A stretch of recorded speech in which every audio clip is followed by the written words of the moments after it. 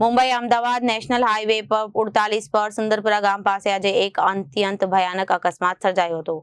એક પૂર ઝડપે આવી રહેલી કારે બાઇકને ધડાકાભેર ટક્કર મારતા બાઇક ચાલકનું ઘટના સ્થળે જ મોત નીપજ્યું હતું, જ્યારે પાછળ બેઠેલા તેના પુત્રનું માથું છુંદાઈ જતા કરુણ મોત નીપજ્યું। આ ઘટનાને પગલે સ્થાનિક લોકોમાં ભારે રોષ જોવા મળ્યો।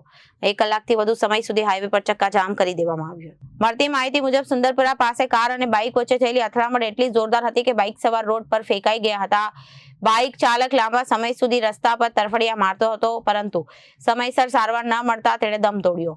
અકસ્માતમાં બાઇક સવારમાં એક મહિલા અને નાની બાળકીને પણ ગંભીર ઇજાઓ પહોંચી, જેને તાત્કાલિક હોસ્પિટલ ખસેડવામાં આવ્યા।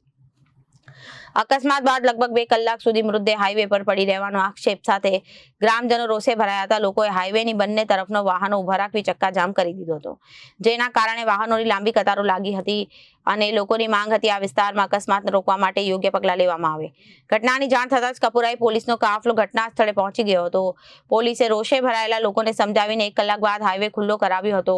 પોલીસે અકસ્માત સર્જનાર કાર ચાલક વિરુદ્ધ ગુનો નોંધી વધુ તપાસ હાથ ધરી મૃતદેહને પોસ્ટમોર્ટમ માટે ખસેડવાની તજવીજ હાથ ધરાઈ છે।